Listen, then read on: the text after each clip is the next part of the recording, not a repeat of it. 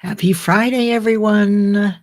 It's Leslie Flowers. I'm so glad you're here for another exciting 50 minutes of oration, saga, and song around Napoleon Hill's classic Think and Grow Rich. The comments are open. Come right on in. Let us know where you're calling from, and I will sing you in.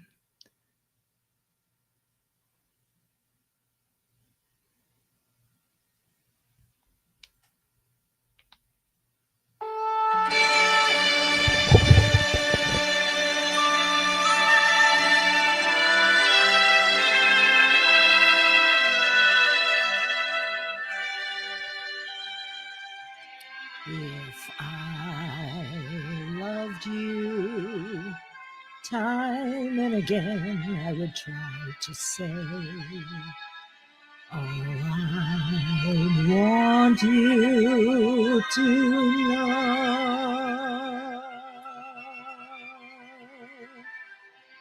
If I loved you, words wouldn't come in an easy way. Round in circles I'd go,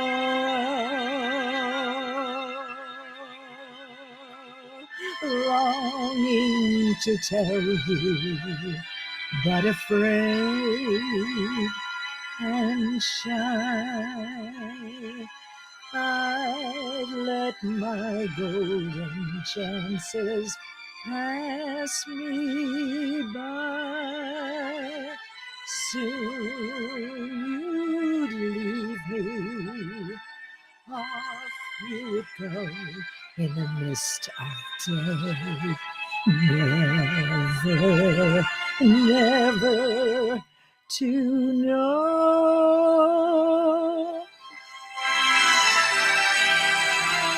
how I loved you.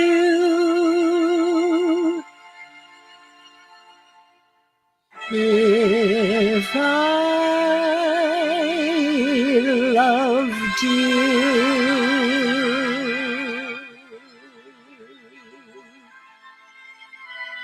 Welcome, everyone. A little musical interlude. Hello, Elizabeth, Charles, Linda, Nicole, Sharon Rose, and I know many more will be coming in. Soon you'd leave me, off you would go in the mist of day. Never, never to know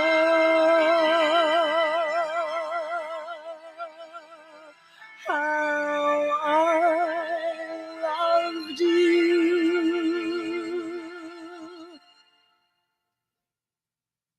If I loved you.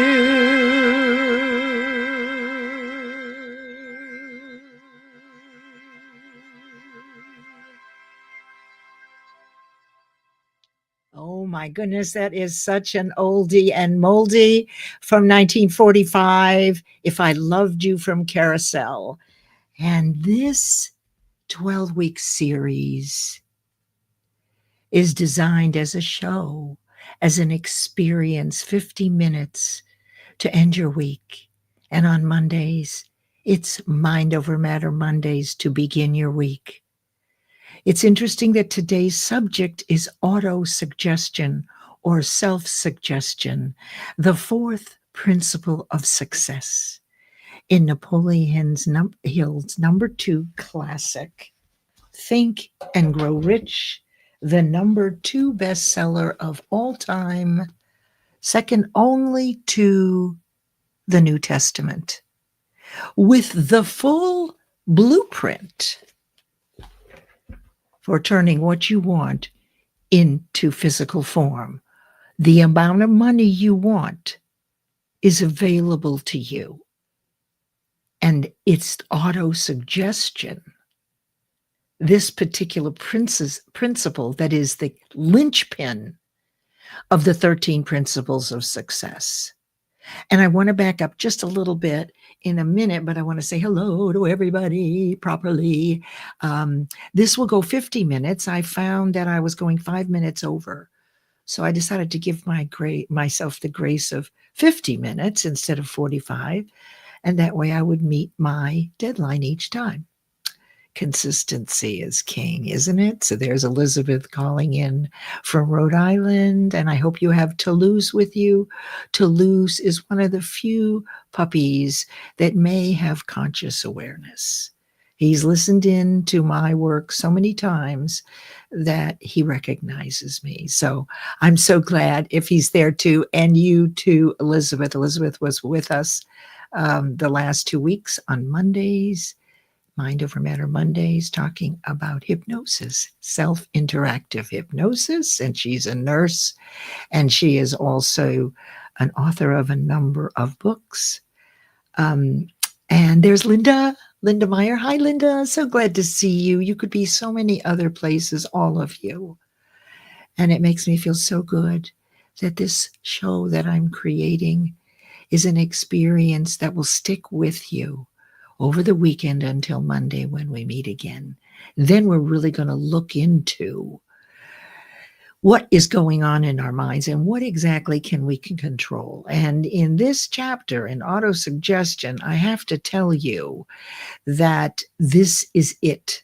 This is how we learn in spaced repetitive intervals over time. So while this is the shortest principle, it's the most powerful of all, because it's exactly what is required for you to take your idea, which is thought energy, and hold it in your hand. Now, you've done this a million times. All of us have, especially as children. But it's in knowing the process so that you can repeat it where the real joy is. And that's why I do this over and over again, because you have to hear it many times, and you are growing in conscious awareness. From the moment you came in, you're going to know more and be more aware of your infinite potential in 45 minutes. So we're always growing in conscious awareness of our infinite potential, or we're slipping back into our comfort zone because everything is always moving. This is the law of vibration. Right? We're either growing or disintegrating. Neither is right or wrong, but we want to aspire to grow more than disintegrate back into, or, leaning back into the things we already know. But it's okay if you're confused. It's natural. You'll have to hear it again and again and again. And many of you have been with me so many times. It's heartening. And there is my friend Charles Caldwell. And Charles has his own show at 1 a.m. Eastern Thursday mornings, which I've been to 3 out of 4. For me, it's 1 a.m. But I met Charles with Donald Cohen's live shows. And it turns out that in 96, when I began real transformational study with Landmark Education, I don't know when he came on board, but I will tell you, I fell in love with every seminar leader. I mean, to me, the intellectual brilliance of the leader, opening my mind in such a way to the originating incidents that drive my fears and my life. So it turns out that he was a seminar leader. Never met him before, but there's a certain vocabulary that he and I know, and Deb Haas too. And so I always smile when I use one of the landmark E's phrases, because I know he'll know. And some of them are pretty tough, like, what's missing, the presence of which would make a difference. We're looking for what is missing, the presence of which would make a difference. It doesn't even roll off the tongue. So hi, Charles. And here's Sharon Rose. Rosie Speaks. So glad you're here. She is all about gratitude as the attitude. Oh, I'm so glad you did. And we're going to get into this really quickly here. There is my sweet friend, Nicole Angay-Galindo, who is a publisher, Guiding Brilliant Writers Publishing, and she was my co-host for several months here. Now her business is growing so nicely, and she stepped in when I needed a co-host. Now I've transitioned over to bringing in on Monday, this was Mind Over Matter Mondays, bringing in different disciplines to find different ways to manage our thoughts. So thanks for being here, Nicole. And there's Leanna. Good morning, Leanna, our person focused on diabetes. And I love having you here. It really makes me feel great that you're here so often. And I pray that you are getting the value. The idea here is in 50 minutes to get as much value. So anything that confuses you, let it go. Because I'll ask you to either read the chapter again or to watch the video again based on auto-suggestion. There is sweet Christy Williams, big supporter of my work and many people's work. And she and I are in the 2350 network together, which is a wonderful personal development and education platform. So if you want to know more about that network, which is not here on LinkedIn, check in with Christy and get to know each other anyway. Please. Thank you for being here, Christy. And there's Sandra Bothe, who is a speaker and an international #1 best-selling author. But what I love about her is that she knows NLP, neuro-linguistic programming, which is right up our alley as far as being mindset geeks, if you are, and also hypnotherapy. And I will be inviting her on the Monday show to discuss the different ways we can manage our thinking. And there is our darling Lisa Fevick, who is a registered dietitian. She's on break this summer with her every other Tuesday afternoon Eastern show about nutrition and menopause. Get to know Lisa. She puts out a wonderful statement each week about foods that will help you allay certain illnesses. And it starts with menopause for many, whether it's you or your mom or your partner. It can be up to 3 decades of challenges with menopause. And to know that certain foods, which are good all the time, but are particularly good in calming down some of those side effects, is very important for all of us, I believe. And I just love her shows. And I'm still waiting for menopause. Kidding here. Hi, Wendy. So glad you're here. Happy Friday. Thank you for being here. And there's Jay. Hi, Jay. I haven't seen you in a long time, and I am so glad to see you here. Another word for legacy, song. Another way to experience vibration is saga. Well, saga is kind of a story. That's what I look at. And so, like, I will tell you a story, or I will read a piece of the chapter. And saga, I guess for me, Jay, that's a great question, is, for Napoleon Hill, it is his legacy. So that's a really interesting question. Let me think about that. Yeah. Thank you. Thank you. And Peter Mulfer, and then we'll get going here because it's almost 10:15. But let me just tell you, one of the things I've discovered is that when you tell me who I am for you, I'll get a note. There's even someone here, several people that have sent me notes and telling me how much they appreciate this. And I don't post them, but it lets me know that there's value in the trade for your time. And when you tell me who I am for you, it's always better than what I think. I mean, even though I know this work really well, I'm human like you, and I have the same fears you do.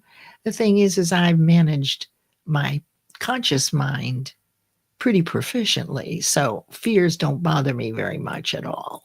And if they do step in, those comments, I have proven that I can do things that I never thought I could do so many times that I can flick them off my shoulder in most cases. So thank you for being here, and know that this can be watched again and really ought to be. All of these, the reason I repeat this every 12 weeks is because auto-suggestion is how we learn.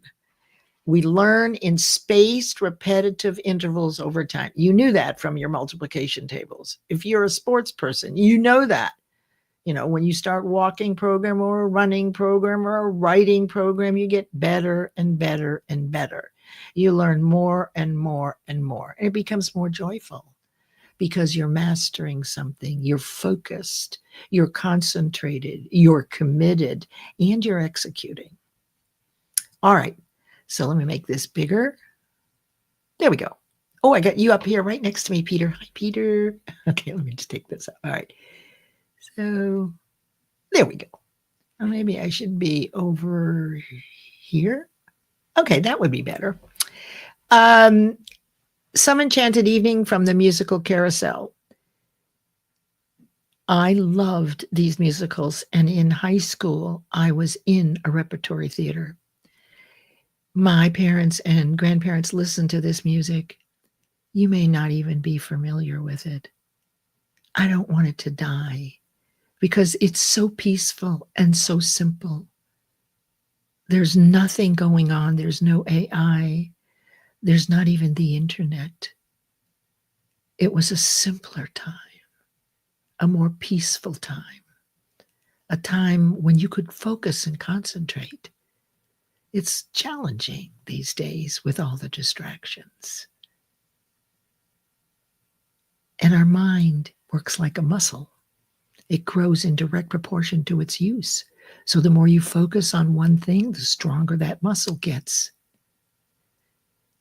And I'll read the beginning of autosuggestion, and then I'm going to show you a couple of things that one that is in the first chapter on desire. This is the perfect day for it because this is a very short chapter principle.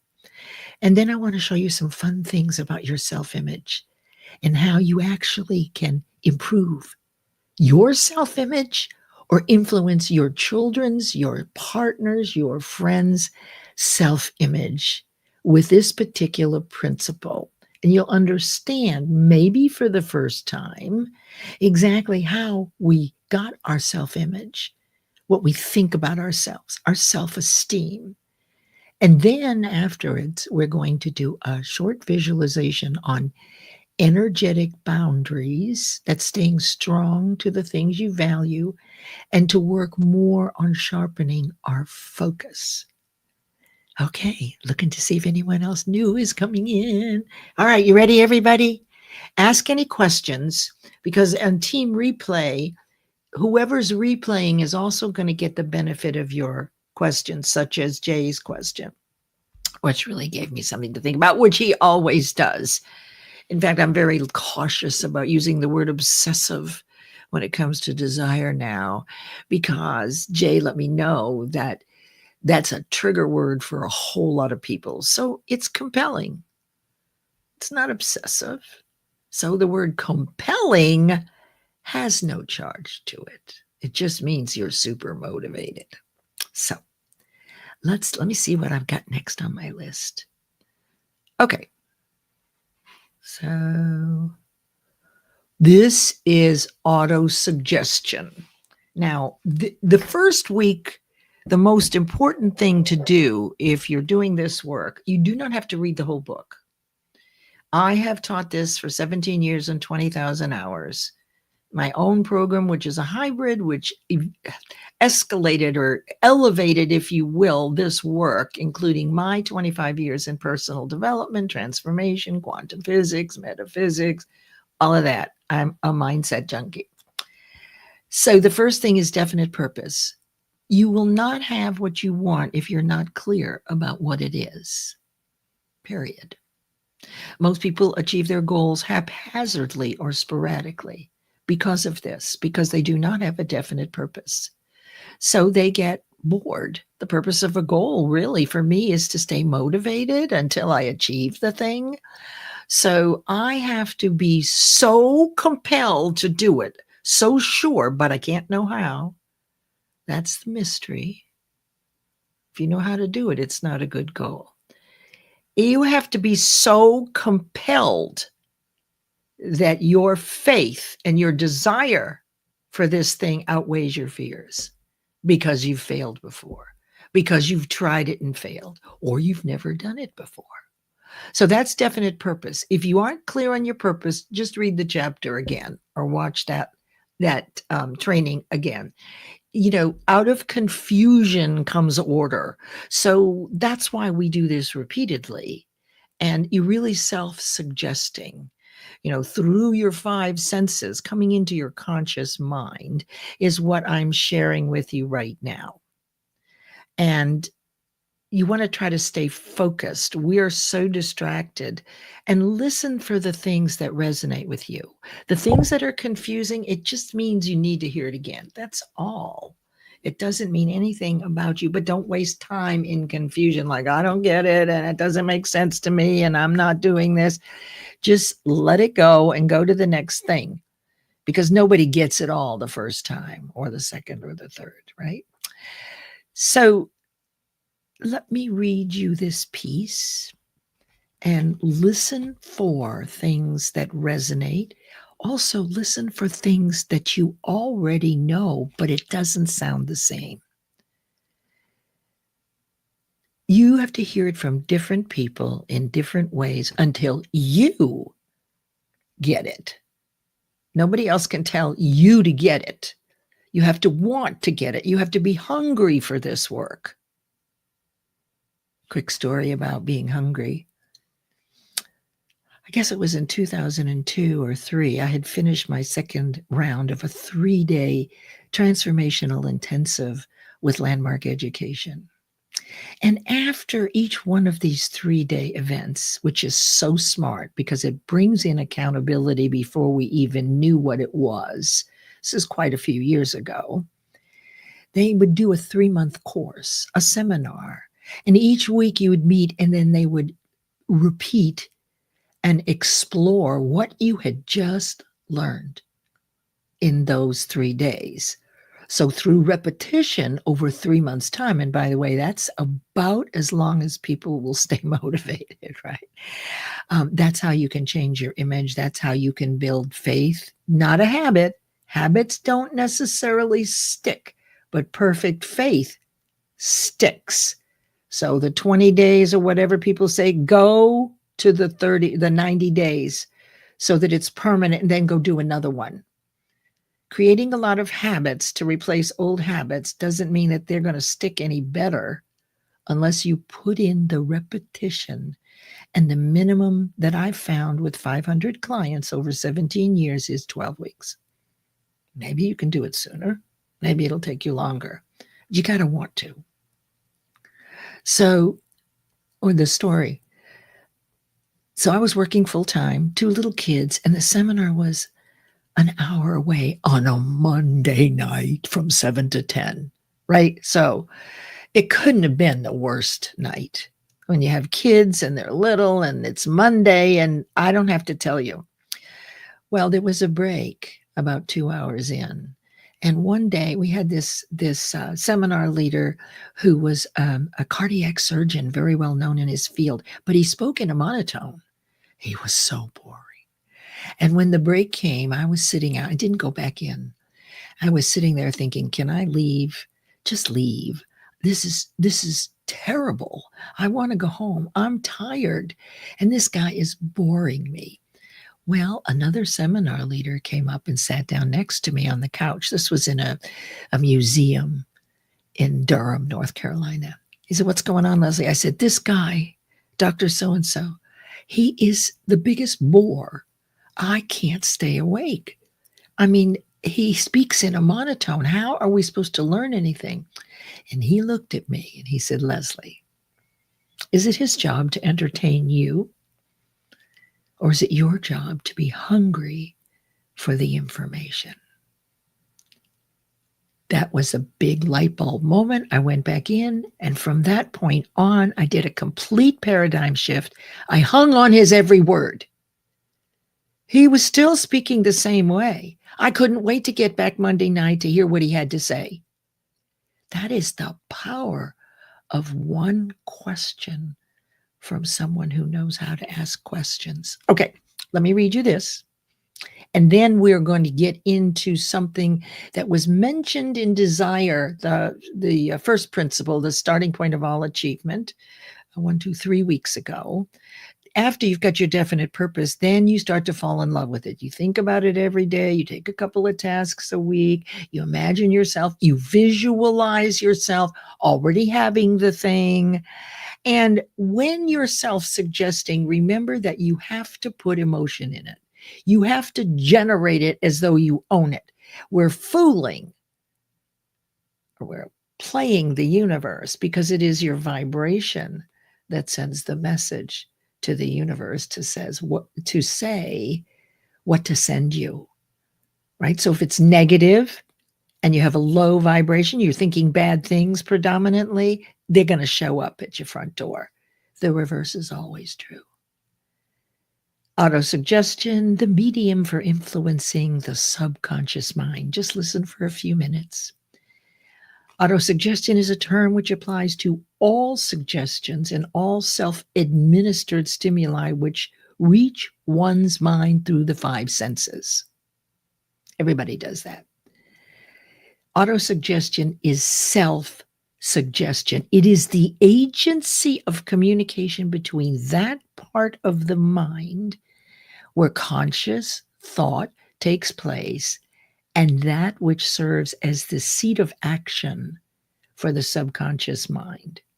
The dominating thoughts which one permits to remain in the conscious mind, and it says whether these thoughts are negative or positive is immaterial, will reach and influence the subconscious mind through the law of autosuggestion. No thought, whether it be negative or positive, can enter the subconscious mind without the aid of the principle of autosuggestion. Thinking things in spaced, repetitive intervals over time. That's me saying that. With the exception of those thoughts picked up as flashes of insight or inspiration. Next week, you'll learn about imagination and the 2 kinds. And this is pointing to creative imagination, that idea you get out of the blue that you have no idea where it came from. That's part of your imagination. So in that case, it can happen very quickly.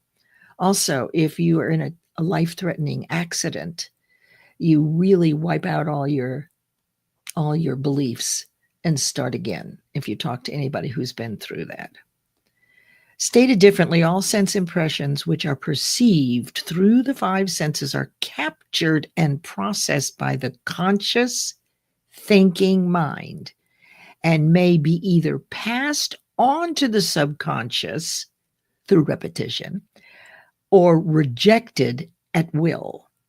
This conscious faculty serves, therefore, as an outer guard at the approach to the subconscious. Okay. Hey, let's see what you have. There's a lot of things here. Okay. So in the interest of time, I'm going to come back. Well, I really do want to see what you had to say. Look at all this. To me, technology is a tool. I would agree for the job as how you master carpenter roles. Not many at once. That's right.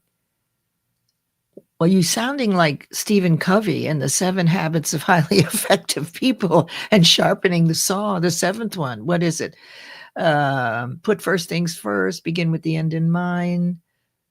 I can't remember them all right now without thinking about it, but thank you. Yes, do one thing at a time and master it. So when you see all these lists on LinkedIn that says, oh, here's 10 things you could do to be a better leader, don't try to do them all.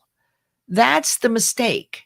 Do one, practice it using autosuggestion, repeating it in spaced intervals over time, doing it over and over again. If it's sports, you're going to practice that shot. You're going to do the weightlifting, right? You've got to be compelled to do it, even when inside your fears say, oh God, wouldn't you rather go back to bed than going into the gym today, right? So you've got a challenge, even when you have a definite purpose. And when that happens, just remind yourself why you set this goal to begin with. Usually that brings you right back. We forget. we get off on a tangent and we start thinking about what we'd rather be doing. But if you go back to the original reason why you set this goal or this commitment, it usually will bring you right back to faith. It's faith against fear. We're building faith in your ability and deservability. You already have fear in it. A lifetime of not only failing, we all have, but every time you think about it again, that experience that was humiliating, that was painful, your vibration drops to the lowest form and you visualize it as though it's happening now. You're actually 7 or 8 again. So it's through that repetition that keeps that fear embedded. And our job in this work, as I see it, is to build strength in our conscious mental faculties, our mental muscles, our intellectual faculties, perception, imagination, intuition, memory, reason, and will. And I'll add on curiosity. Yes, thank you. Let me just see what Nicole has to say. Don't become crippled by misunderstanding. Yes, that's exactly right. There's nothing wrong with not understanding. Right? You can all tell me a story where you heard something, a math project or whatever, and you never got it, and you got tutored and all that, and finally one day you got it. So it just takes time. Hi, Ashif. Ashif's calling in from Toronto. Hi. He is Rumi incarnate in my world. Anything I say, he can say it in less words. And I work very hard to be as succinct as I can. He beats me every time.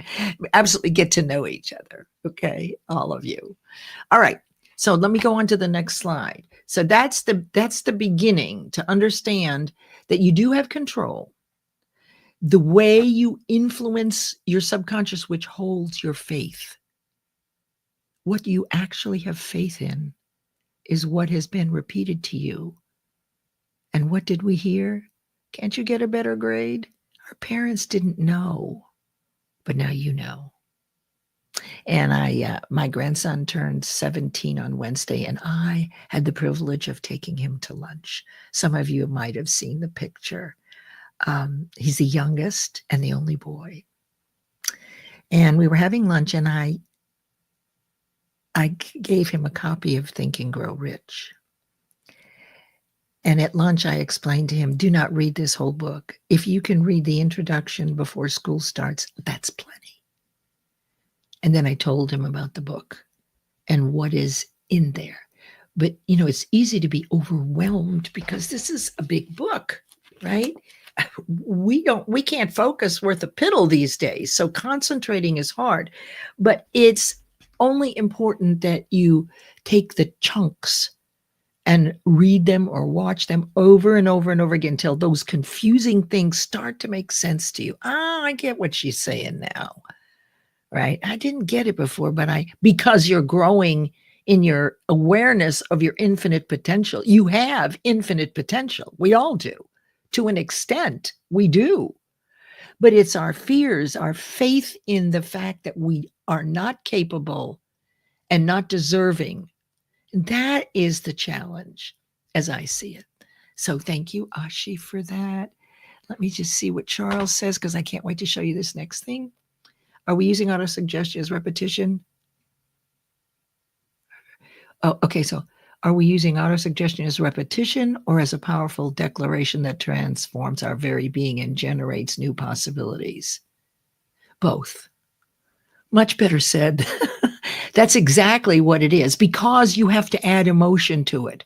So when you say powerful declaration to me, that means generating it as though it came from me in present tense. Right? So yes, Charles, autosuggestion is simply the process of how, through repetition, the thoughts impress into the subconscious mind. Keep in mind that the conscious mind, you can reject stuff, right? You can turn the volume off. You can walk out of the room. You can just say, I don't believe in this stuff, right? Take a look at our politics. We're very busy rejecting stuff. The subconscious, though, you cannot reject. Once through repetition, you have perfect faith in what's there. Now, you can't see what you have faith in, except the only way I've figured out that you do know what you really believe about your ability and your deservability, your results,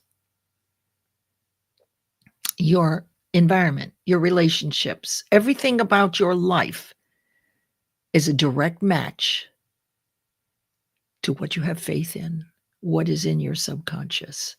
So the work we do is building faith in our ability and deservability by doing things we've never done before, we didn't know how to do, or we failed at, to disprove that. Then when we think about it again, we no longer think about the humiliating moment that lowers our vibration and brings up a visualization of us as a kid. Instead, we can refer back to the thing that we accomplished, that we didn't know how to do, that we had failed at before, and now we have faith in ourselves. Now, it takes more than one time. Don't get me wrong. We have 6 basic fears, which we'll hit at the end of the series. But it is the ability to intentionally plant in your subconscious mind through repetition, generating with emotion. That's why prayer works so well. Because prayer is, unfortunately, most of us wait till things are really down before we pray. But if we were to pray, the way we pray in advance is heartfelt. We imagine the person getting well, the trip that we wanted to take. We're praying for someone else. We're praying for ourselves. So we've got the right vibration. We've got love and gratitude and a high vibration. So the result is going to match that high vibration. Most of us don't even know we're doing this. And the whole purpose here is for you to get the process so that you can do this too.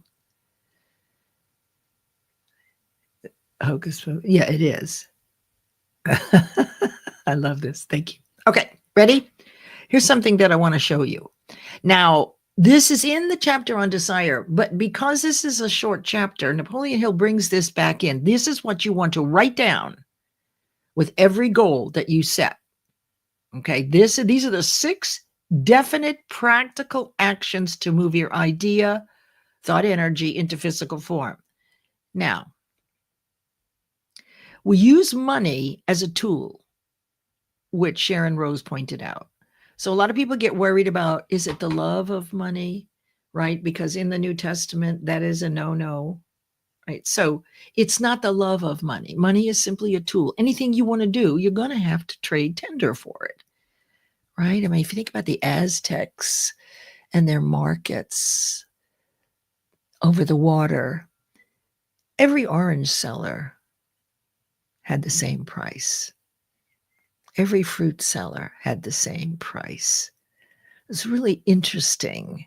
So you had to develop relationships and a camaraderie with your customers, which is sort of networking, isn't it? But this was a very long time ago. It's interesting. Okay, so these are the 6 definite practices. So you have a goal. Okay, and so when we say money here, understand that you're going to need money to do whatever the goal is, to get a certification, to hire someone else, to invest in a new whatever. Fix in your mind the exact amount of money you want. Exact. You might say, well, Leslie, I don't know. Right. Make it big enough so that it's exciting to you and inspiring. Doesn't matter what the figure is, which one is going to give you goosebumps when you picture yourself with that amount of money executing what it is you want to do. Now you have to determine, this is number 2, what you're going to give in return for what you desire. Now you cannot sit on the couch and wish and hope. You must be in service. So for me, I'm doing these classes, right? That's one of the things that I do every week. For 8 years, I went to a women's center every month and taught them these things, women that are getting back into the workforce. That was my give back. So I do that and I teach this. Then you have to have a definite date. And this is sometimes scary. It is now December 15th, 2025. Then you want to create a definite plan. Not the whole plan, only the first 2 or 3 steps, and begin at once. Do not plan out every step. And I've explained before, basically what happens is you've actually caused people to come into your space and attracted them that have answers for you. And if you're attached to what you started out with, you will be fighting the obstacles of an old consciousness, where the people that you've attracted to you that have the perfect answers walk right by. You don't even hear them because you're busy trying to fit a square peg into a round hole. Trust the universe. Have faith. Just 2 steps, and you don't need a dime to start.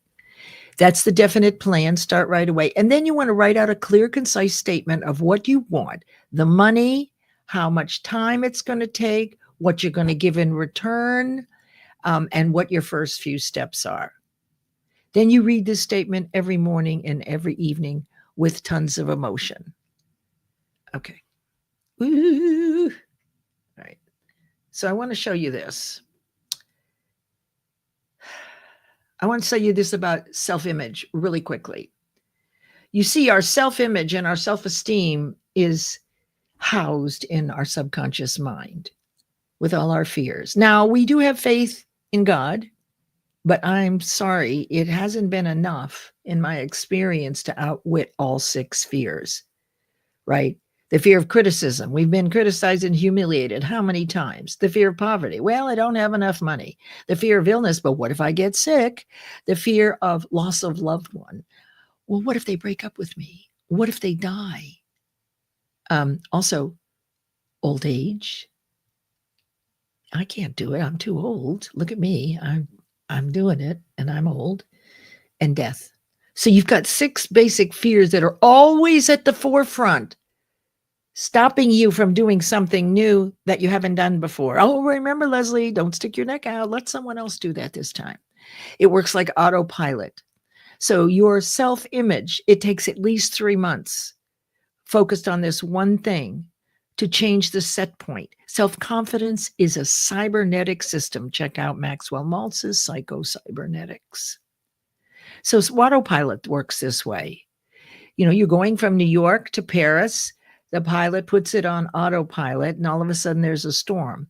Autopilot is thrown off until the storm is over. Then we're back on autopilot and we land. The storm was not enough to disrupt the whole trip. It was temporary. Okay, let me show you this next one. You're going to love this. Now, it works like your furnace. This is another example. Think about this. This is your self-image and your self-esteem. Okay, so you're home and the thermostat is set at 70 degrees. One of the kids leaves the door open downstairs and it's winter. Immediately, the temperature begins to drop below 70 degrees. A signal is sent to the furnace, right? And the furnace kicks on. And the furnace will continue to heat the house, provided that the door got shut, until it reaches 70 degrees, and then it cuts off. Anybody in HVAC will know about this, right? The temperature is restored, and the furnace is shut off. That's a cybernetic system. Now, here's the one that's really valuable for you, for how you learned and your children. So this is little Johnny. Johnny has always been a C student. Everybody liked him. All his conferences were good. No complaints, but just a C plus student. Very pleasurable kid, no trouble to his parents, etc. Now he's getting ready. He's in the 8th grade and getting ready to move into high school. And all of a sudden, his parents realize they want him to go to college, but he's not getting in with the C+. So they incentivize him with a new car, and they explain, look, you've got to get better grades. You get to go to college. You get to do all the things. And so they paint a picture. This is what happens when people sell us things. They paint a picture, right, of what it would be like for us to speak in front of 10,000 people, right? And then they leave you alone to figure out how to do it. So that's what a good salesman will paint, a good picture of what your results can be. So he's motivated. And Johnny works hard. And that 2 or 3 month period, his grades start to go up. But it's not enough, and fear comes back in. He wasn't motivated enough. It had to be him, not his parents. He has to be motivated. For whatever reason, he wasn't. And in a very short period of time, his grades went right back to C+. So this is what I want you to understand, that through repetition and continued practice, it's got to be a certain amount of time to create a new set point. Okay, everybody, we're doing good. We've got 5 minutes left. Let me see if you have any questions. Great time to put in questions. Okay, so I mentioned imagination, right? So it is the workshop of the mind, and it is visualization, picturing in present tense, already having achieved what you want in the future. Why? Because when you're, let's just say that by Christmas at the end of next year, I want a beach house, right? At a particular beach in North Carolina. So my statement is it's now June 1st, 2026. The amount of money that I have in my bank account is $350,000. Do I know how I'm going to do it? No, I don't have to know. But boy, it sure feels good to look at my bank account and see $350,000, right? The first steps I took were to get a realtor and to find the place. The service that I give in return, all this is without violating the rights of other people, is teaching, as I do, giving back to the community as often as I can. And then I read that statement in the morning and the evening. So you can, when I'm in the beach house, it's now June 2026. And I'm in my beach house. They've just shellacked the floors and my feet are sticking to the floor. So I open the doors at the beach and I can smell the salt air. I'm so excited. Oh, look, a bird just pooped on the deck. I better get that cleaned up before the family gets here. You can use 5 sensorizing. This is what's so important, is to bring in the elements of your 5 senses. Okay, so next week is imagination. Now, I don't know how, I tried to do this. Oh, I can. Okay, now we're going to do a meditation and a visualization. Now, the purpose of this particular visualization is to shield and protect your boundaries and for you to become very clear and focused. So I will, trying to figure out how to do this. Okay, I'm going to start the video and then just listen to me. Listen to me read this. You can close your eyes or you can watch this. And I want to see if I can get myself out of the picture without, I hope you can hear me. So I'm making this as big as I can. Let me know right now if you cannot hear me in the comments. If you cannot hear me, I need to know right away if you cannot hear me.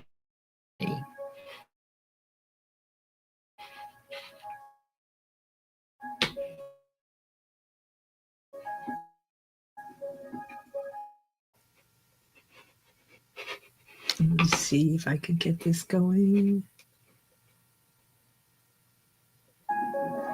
Okay, here we go.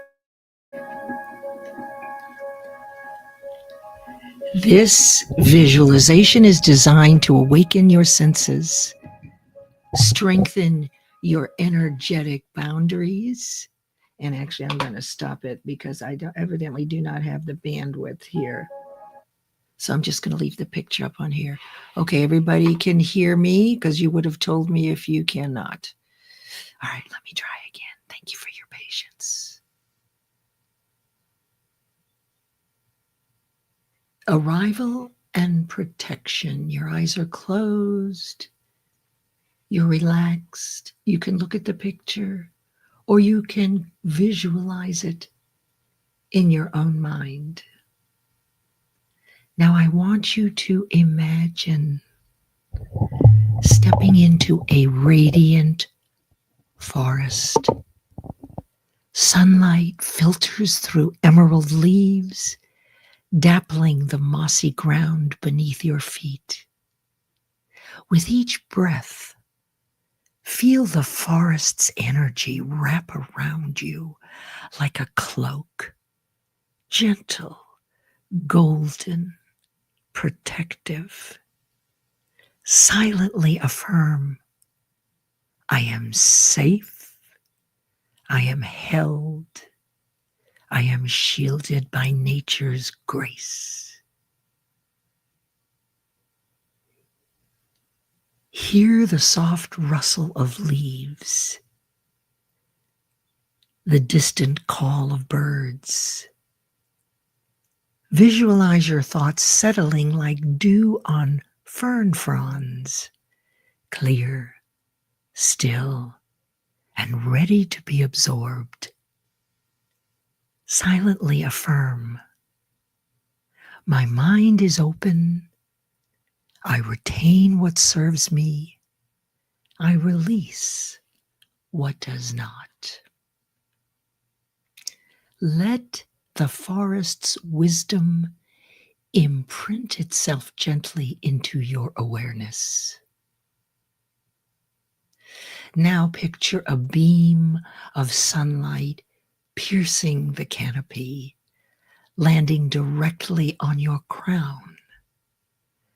This light flows through you, illuminating your spine and sharpening your senses.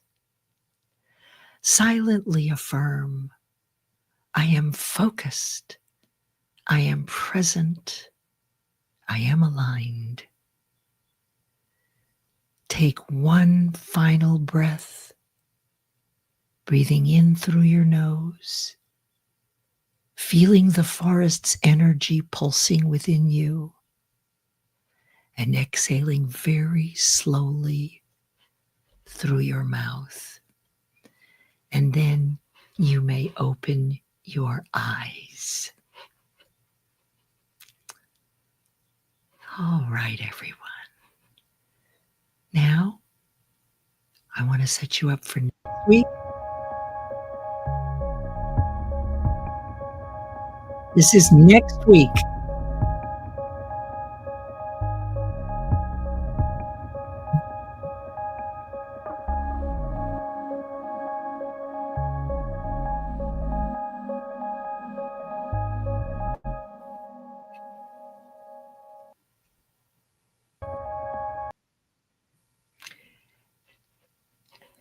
Let's see if I can get myself up here.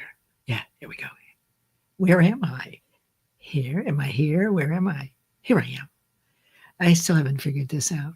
So thank you everyone for being here. I trust, thank you Linda for letting me know you could hear me. I trust that you found good value. We're a couple of minutes over, so you can leave at any time. Thank you all for being here. I recommend that you watch this again, or you read the chapter on auto-suggestion. I have many, many series, and they're all different in terms of how I've shared this information. So you don't have to rush ahead. In fact, it works better to really take your time. Master one chapter before you go to the next. This is what Wayne Dyer did with the Tao. He took a whole year, and each month read and reread and reread every day that one chapter. This is the perfect use of autosuggestion. So I'm going to sing you out if I can here. Let me see if I can move this back and turn up the volume, tell you how much I appreciate and love all of you.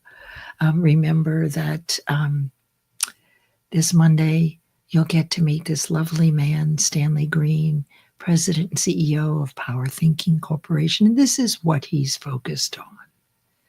And so as you make your way through your day today and your weekend, remember that you are much more than you ever think you are. We are more. Tell other people who they are for you. Let them know how much you mean to them, how they show up for you. I promise you, you'll surprise them because they won't see themselves quite the way you do. Not yet. And here we go. Well, it's supposed to be going. Here we go. Sorry. Thank you, everybody. Oh, no, this is the wrong song. Sorry. I emphasize again, it is free to join my community. The stocks I share. Forgive me. It's the wrong song. So with that, I'm going to say, I'll do this as I end the broadcast. When you walk through a storm, hold your head up high and don't be afraid of the dark. At the end of the storm, there's a golden sun and the sweet, simple song of the lark. See you next week, everybody. Thank you for being here.